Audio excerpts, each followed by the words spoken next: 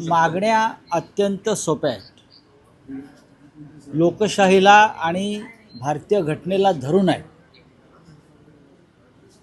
प्रत्येक भारतीय नागरिकाला एका मताचा अधिकार आहे आणि तो त्यांना मिळावा. माझं नाव कुणीतरी परस्पर मतदार यादीत टाकतंय किंवा माझं नाव परस्पर मतदार यादीतून गाळलं जातं आणि मलाच माहीत नाही आणि माझा मतदानाचा हक्क परस्पर हिरावला जातो, असे हजारो लाखो प्रकार महाराष्ट्रातल्या मतदार यादीमध्ये परत झालेले आहेत. जसं मी काल आपल्याला सांगितलं की नाशिकमध्ये 3,56,000 डुप्लिकेट मतदार आहेत. तुम्ही आजचा सामनाचा गैरलेख जर वाचला असेल तर त्यात मी सगळी माहिती दिली. नाशिकमध्ये एका शहरात 4 विधानसभा मतदारसंघात 3,56,000 हे डुप्लिकेट बोगस स्थलांतरित मतदार आहेत तिथे आणि हे टाकले गेले. नागपूरमध्येही तेच आहे, पुण्यातही तेच आहे. आता माझ्या बाजूला दिव्याचे रोहिदास मुंडे आहेत. ते कल्याण ग्रामीण विधानसभा क्षेत्रातली यादी घेऊन आले. दिव्यातलेच फक्त दिव्यातले 17,258 दुबार मतदार आहेत. डुप्लिकेट मतदार एकट्याच दिव्यामध्ये आहेत. म्हणजे अख्ख्या ठाण्यात महानगरपालिका हद्दीत कल्याण डोंबिवली हे टाकले गेलेले मतदार आहेत. ते आता प्रत्येक वॉर्डामध्ये पसरवले जातील, मतदान केलं जाईल. हा विषय गंभीर आहे असं निवडणूक आयोगाला वाटत नाही का? आणि डुप्लिकेट मतदार डिलीट करण्याचा अधिकार आम्हाला नाही हे सांगत असू ते का झक मारतात निवडणूक आयोगाला? डुप्लिकेट बोगस मतदार यादीतून वगळण्याचा अधिकार जर ह्यांना नसेल, निवडणूक आयोगाला, निवडणूक अधिकाऱ्यांना, मग कशा करता ह्यांना पोचतोय आमच्या कराच्या पैशातून? हा साधा प्रश्न आहे. त्यासाठीची मीटिंग. व्हीव्हीपॅट का नाही? सुप्रीम कोर्टाने सांगितलं आहे ना. मग मुंबई महानगरपालिकेमध्ये व्हीव्हीपॅट असायला पाहिजे.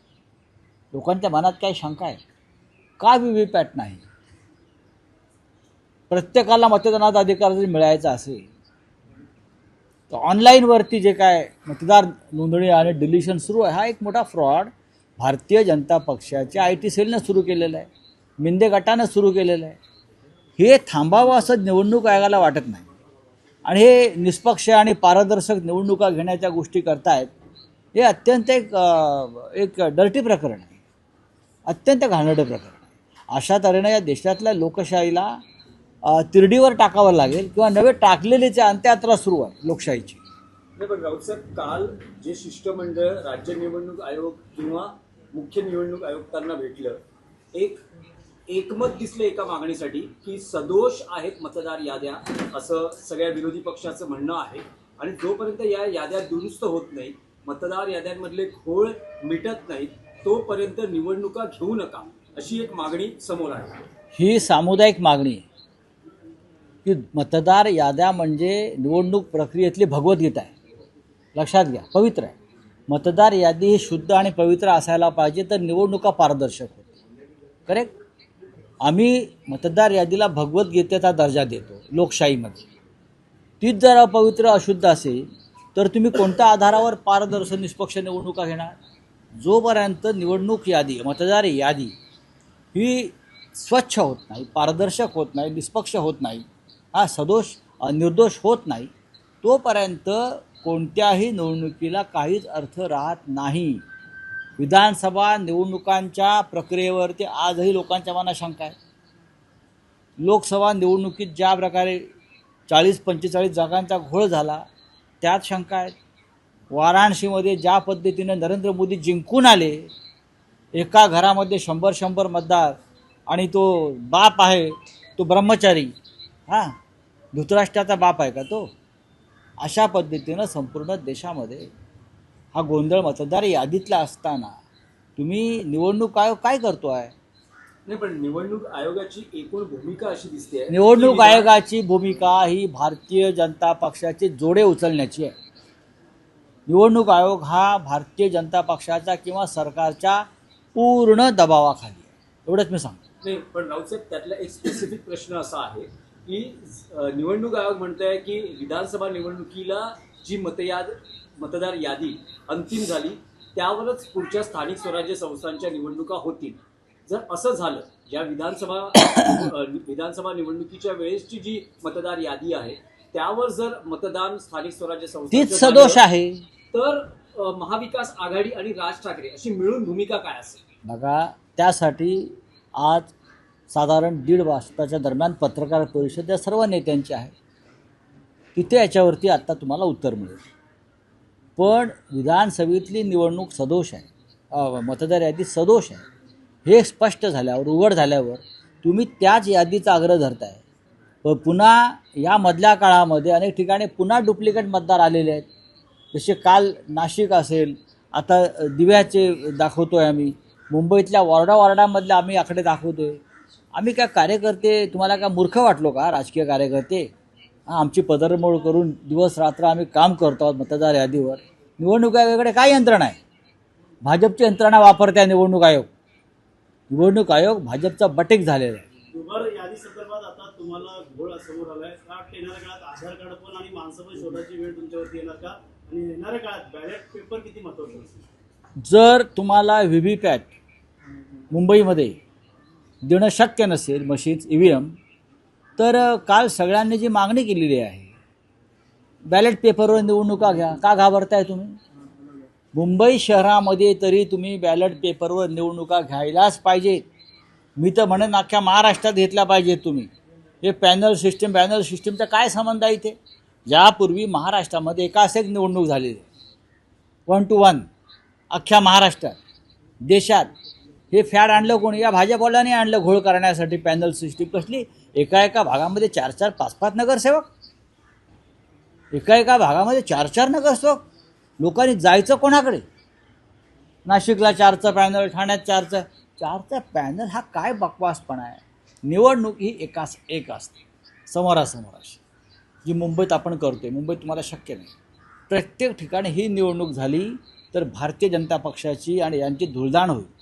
हे अनेक वर्षांचा यांचा डाव आहे.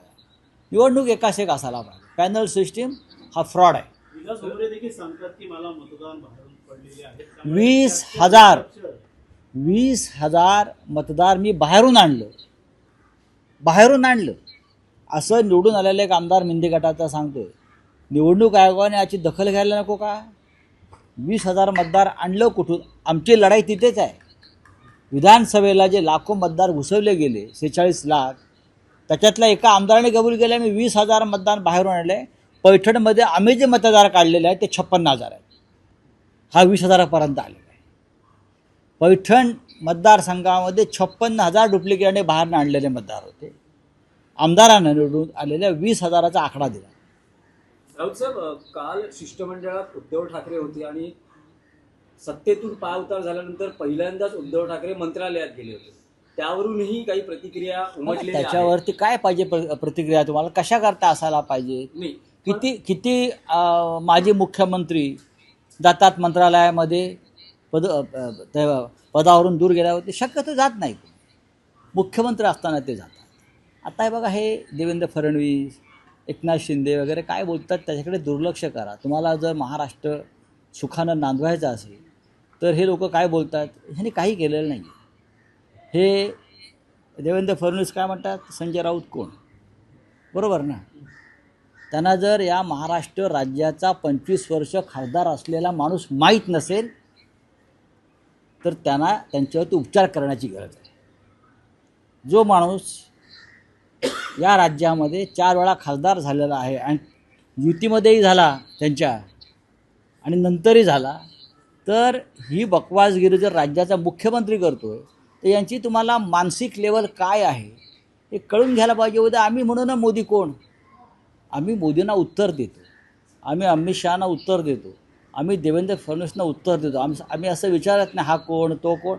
तुमचं अस्तित्व आहे, शिवसेनेचं अस्तित्व आहे आणि राहणार, आणि तुमच्या छाताडावर आम्ही बसणार. देवेंद्र फडणवीस हे लिहून ठेवा. मविया जी आहे ती पराभवाच्या मानसिकतेत गेल्या असल्यामुळेच ती अशा प्रकारे फेक नरेटिव्ह सेट करण्याचा प्रयत्न करते असं बावनकुळेंचा टोला लागवलेला आहे.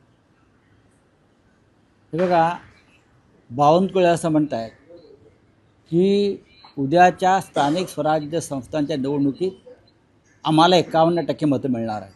हा कुठनं आणला आकडा त्याने? याचा अर्थ 51% घोटाळा त्याने करून ठेवले. हा 51% आकडा आणला कुठून? अजून निवडणुका व्हायच्या आहेत, निवडणुका घोषित व्हायच्या आहेत आणि बावनकुळे म्हणतात आम्हाला 51% मतं मिळणार आहेत आमच्या आघाडीला का युतीला.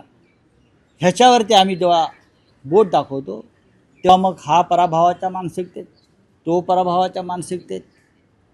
निवडणुका बॅलेट पेपरवर घ्या, मग पराभव कोणाचा होतो आपल्याला कळेल. चला, थँक्यू. चलिए, अरे सोडाओ शिंदे, बोलिए क्या है? वोटर का जो है घोटाला फिर से सामने आया है थाने के दीवा इलाके से, किस प्रकार से देखते हैं? पूरे महाराष्ट्र से घोटाला सामने आया है, आ रहा है.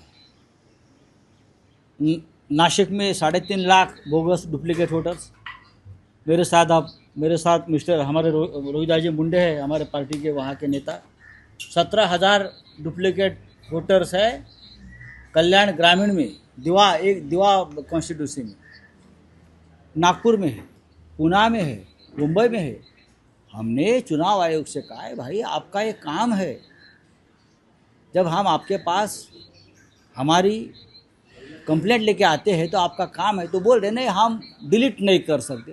तो डिलीट नहीं कर सकते तो bogus fraud duplicate voters hold करेंगे? ये चुनाव आयोग का काम है. चुनाव आयोग का काम है निष्पक्ष तरीके से चुनाव कराना, लोकतंत्र को बचाना, संविधान की रक्षा करना. और आप कहते हो जो डुप्लीकेट वोटर है हमें मालूम है लेकिन हमें निकालने का अधिकार नहीं है. तो उनसे हम क्या उम्मीद कर सकते हैं ऐसे लोगों से? विकासराव भुमरे ने देखिए कहा गया कि अरे एक एमएलए है यहाँ चुनकर आया है सत्ताधारी पार्टी का पैठन से, वो खुलेआम बोलता है कि मैंने चुनाव कैसे जीता तो मैंने 20,000 वोटर्स को बाहर से लाया. क्या वो 20,000 वोटर का नाम लिस्ट में था? अगर लिस्ट में था तो कैसे आ गया? क्या चुनाव आयोग को उस बारे में संज्ञान लेने की ज़रूरत नहीं पड़ी? ऐसे चुनाव आयोग के ऊपर हम कैसे विश्वास रखेंगे? एक विधायक बोल रहा है कि मैंने बाहर से वोट लाकर चुनाव जीता है और चुनाव आयोग सोया पड़ा है. थँक्यू. एबीपी माझा, उघडा डोळे बघा नीट.